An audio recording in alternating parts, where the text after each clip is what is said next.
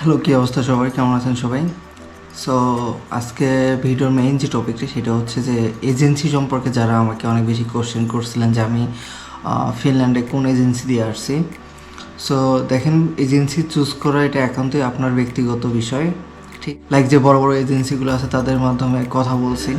So শেষমেশ কিন্তু আমি একটা এজেন্সি দিয়ে ফিনল্যান্ডে আসছি। সো আপনাদের অনেকের রিকোয়ারমেন্ট ছিল যে ফিনল্যান্ডে আপনি কোন এজেন্সি দিয়ে গেছেন। আসলে আমি যে এজেন্সি দিয়ে আসছি সেটার ডিটেলস আমি এখানে দিয়ে দিচ্ছি, আপনারা এখানে দেখতে পারেন। সো আমি আবারও বলতেছি, এজেন্সি চুজ করবেন কীভাবে বা আমার এজেন্সি দিয়ে আপনি আসবেন কিনা এটা একান্তই আপনার ব্যক্তিগত বিষয়। এখানে আমি আপনাকে ইনফ্লুয়েন্স করতেছি না বা কোনো ধরনের কোনো মোটিভ করতেছি না যে আপনি এই এজেন্সি আমার এজেন্সি দিয়ে আসবেন, আমি যে এজেন্সি দিয়ে আসছি, ঠিক আছে? আমি এটা আপনাকে বলতেছি না, এটা আপনার একান্তই ব্যক্তিগত বিষয়। যেহেতু আমি আমার এই এজেন্সির মাধ্যমে আসছি, আমি যতটুকু জানি যে এজেন্সি ট্রাস্টেবল এজেন্সি এবং আমি কোনো ধরনের প্রতারণার শিকার হইনি। আর মেইন কথা হচ্ছে, আমি যেহেতু টাকাটা ভিসা পাওয়ার পরে পেমেন্ট করছি, ওদের যে কমিটমেন্ট ছিল যে ভিসা পাওয়ার পরে টাকা পেমেন্ট করব, ভিসা পাওয়ার আগে কোনো ধরনের কোনো টাকা পেমেন্ট করতে হবে না। সো এটা আসলে এটা আমার কাছে অনেক বেশি ভালো লাগছে। আবার অনেক এজেন্সি আছে যে যারা ট্রাই করে, যদি হইলো না হলে নেই, ঠিক আছে? তো এইরকম এজেন্সির খপ্পরেও পড়বেন না। যেহেতু আমি যে এজেন্সি দিয়ে আসছি এটা দিয়ে অনেকে, আমার যে বড় ভাই উনি সুইডেনে গেছিলো, উনি আমাকে রেকমেন্ড করছে যে তুমি যদি এজেন্সি দিয়ে আসতে চাও তাহলে তুমি এই এজেন্সির মাধ্যমে আসতে পারো, কারণ এই এজেন্সি তোমার ফাইলগুলো প্রসেসিং করবে 100%, ঠিক আছে? লাইক ফার্স্টে আমার কিন্তু আমি যখন ফিনল্যান্ডে অ্যাপ্লাই করার আগে আমি ফিনল্যান্ড দেশ সম্পর্কে আমার কোনো ধরনের কোনো আইডিয়া ছিল না। ফিনল্যান্ড দেশ সম্পর্কে আমার কোনো ধরনের কোনো আইডিয়া ছিল না। আমি ট্রাই করতেছিলাম কানাডা অথবা ইউএসের জন্য, প্রিপারেশন নিচ্ছিলাম ওইভাবে।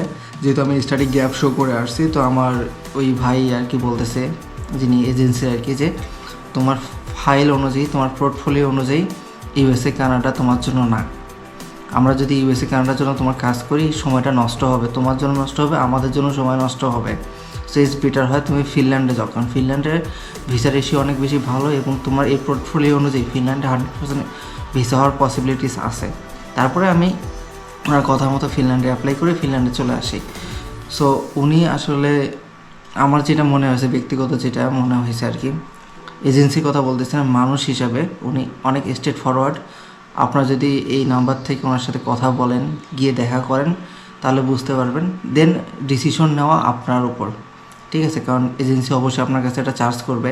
সো আমি সবসময় রিকমেন্ড করবো সবাইকে যে আপনারা নিজে নিজে ট্রাই করেন, কারণ ইউটিউবে অনেক ধরনের ইনফরমেশন আছে, আপনারা নিজে নিজে ট্রাই করে আসতে পারবেন। সো ইটস বেটার হয় আপনারা নিজে নিজে ট্রাই করে নট অনলি ফিনল্যান্ড, আদার্স কান্ট্রিগুলোতেও আসতে পারেন। আর যদি আপনার এখন থেকে মনে হয় যে আপনার দ্বারা দৌড়াদৌড়ি বা এত কষ্ট করা পসিবল না, আপনার কাছে টাকা আছে এবং আপনি সেই টাকাটা সঠিক জায়গায় ইউজ করতে চান, তাহলে আপনি আমার এজেন্সির সাথে কথা বলতে পারেন।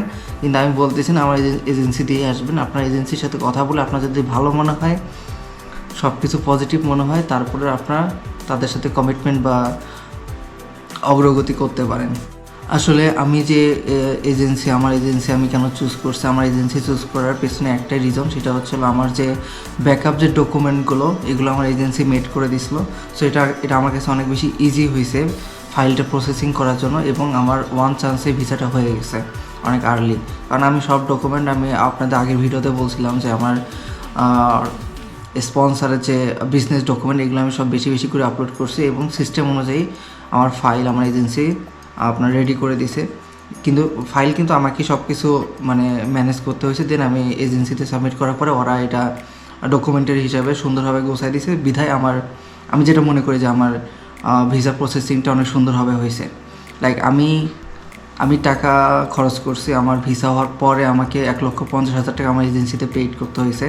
সো আপনার যদি মনে হয় আপনার পেইড করবেন, ঠিক আছে, আপনাদের এই পরিমাণে অ্যামাউন্ট পেইড করার অ্যাবিলিটি আছে, তাও আপনার সঠিক জায়গায় পেইড করতে পারবেন, লাইক সঠিক জায়গায় ইনভেস্টটা করে আপনারা সঠিকভাবে আসতে পারবেন, তাহলে আপনি আমার এজেন্সির সাথে কথা বলতে পারেন। কিন্তু আমি বলতেছি না যে আপনি আমার এজেন্সির মাধ্যমে কাজ করেন, এটা একান্ত ব্যক্তিগত আপনার বিষয়।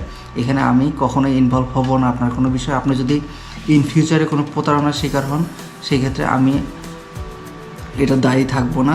এই জন্য আমি ফার্স্টেই বারবার বলতেছি যে আপনি চাইলে কথা বলতে পারেন, যেহেতু আপনাদের অনেকের ইনকোয়ারি ছিল যে আমি কোন এজেন্সি দিয়ে আসছি, এটা আপনাদের জানার। সো আপনার ওদের ঢাকা লালমাটিয়া ব্লক এতে অফিস আছে, ওখানে গিয়ে আপনার ইকবাল ভাইয়ের সাথে কথা বলতে পারেন।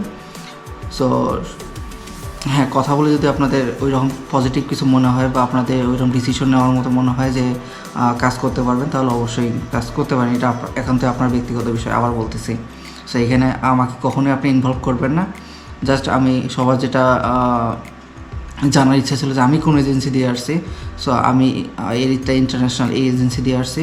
সো আমি এজেন্সিতে প্রমোট করতেছি না, আমি জাস্ট আপনাদের সুবিধার জন্য, যাদের টাকা আছে, যারা টাকা খরচ করতে চাচ্ছেন, যারা টাকা সঠিক জায়গায় খরচ করতে চাচ্ছেন, তাদের জন্য আমি এই ভিডিওটা বানাচ্ছি। আর যারা এজেন্সি ইউজ করতে চাচ্ছেন না, তারা নিজেরা ইউটিউবে অনেক ধরনের ইনফরমেশন আছে, ওখান থেকে ইনফরমেশন নিয়ে একা অ্যাপ্লাই করার চেষ্টা করেন। আর আপনাদের কোনো ধরনের কোনো ইনফরমেশন বা কোনো ধরনের কিছু সমস্যা হলেও আমিও আপনাদেরকে হেল্প করতে পারবো।